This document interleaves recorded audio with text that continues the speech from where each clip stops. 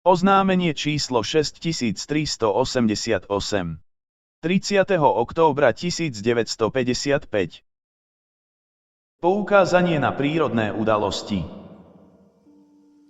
Moje slovo všade privediem, pretože poznám správne cesty a prostriedky, aby ľudia s dobrou vôľou prišli k vlastníctvu takej duchovnej hodnoty, ktorej zdrojom som ja sám.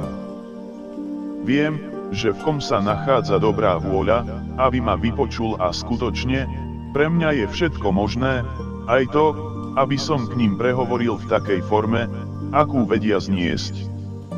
Ale myslím aj na tých, ktorí sú ešte úplne prázdni, ktorí ešte nepociťovali túžbu po mojich slovách, ktorí žijú bez ku mne nasmerovaných myšlienok a ktorí vidia iba svet, jeho výhody a bohatstvo.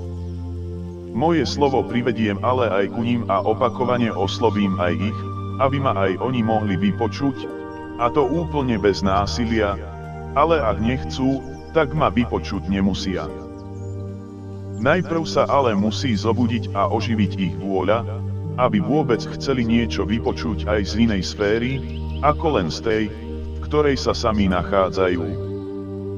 Motiváciou sú im ku tomu opakované rozhovory, knihy, svetové udalosti, jednotlivé núdzové stavy, alebo nehody a nešťastia, pričom by tieto mohli nasmerovať ich myšlienky správnym smerom, do večnosti, ku mne, do duchovných sfér a potom na základe ich vôle ku tomu dostanú aj duchovnú potravu.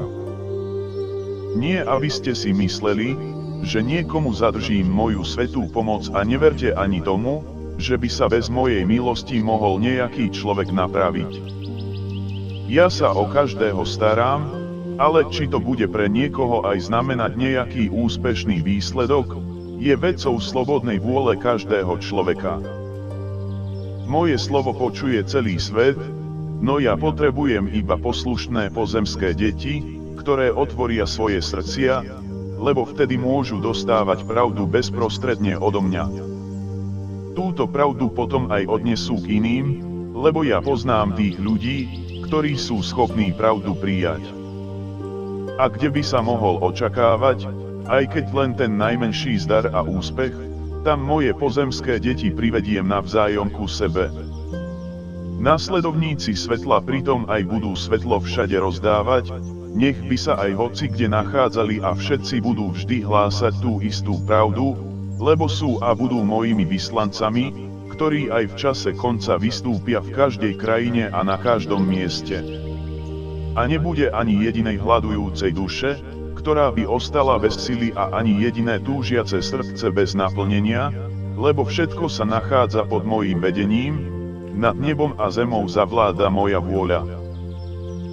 Ja sa starám o každé jedno stvorenie a vytváram mu rôzne príležitosti, aby mohlo skrze ne dôjsť ku spaseniu. Takisto všade zobudzam aj pravých kazateľov, ktorým môj duch vždy vnúkne, čo majú hovoriť a ktorí sú natoľko vnútorne mojimi, že skrze môjho ducha v nich, môžem byť stále činným. Všade budú úspechy a zdarné výsledky, no tiež budú všade aj takí ľudia, ktorí odmietnú moje priblíženie sa k ich srdcu.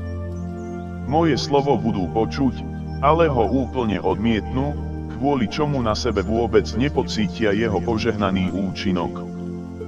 Ale napriek tomu aj ich oslovím a do konca ich života na zemi ich budem znova a znova oslovovať, lebo až do hodiny ich smrti sa budem namáhať o to, aby ešte vo svojom pozemskom bytí našli cestu ku mne. Pravda, je nespočítateľné množstvo ľudí, ktorí sú ešte odo mňa ďaleko a ktorí sa vôbec nesnažia o to, aby túto vzdialenosť nejako skracovali, ale moja láska a moja starostlivosť takisto patrí aj im, lebo chcem získať naspäť každého môjho tvora, preto sa nevzdám ani jediného, kým nenadišla ich posledná hodina. Ale na slobodu ich vôle siahať nebudem. Čo moje mierne namáhania nevedia dosiahnuť, čo mojimi slovami neviem docieliť, to sa stane možným skrz neobvyklé prírodné udalosti. Ľudia už vtedy nebudú mať inú možnosť, ako tú, že sa buď vzdajú a podajú týmto nepriaznivým udalostiam, alebo budú hľadať pomoc u takej moci, ktorá je silná a vie pomôcť. Už aj to bude pre nich znamenať postup a napredovanie, keď túto moc uznajú, pričom ak začujem u takýchto ľudí ich výkrik o pomoc, tak sa zachránia od večnej záhuby. Môj hlas zaznie všade a bude ho možné počuť potichu, ako aj nahlas a každý človek bude môcť pocítiť, že som oslovil aj jeho. Každý totiž môže dostať milosť a môže sa zobudiť k životu, ak sa v ňom nachádza dobrá vôľa a naslúcha môjmu hlasu, lebo moja láska chce zachraňovať, chce sa rozdať a chce dať život každému, kto sa ešte nachádza v smrti. Amen.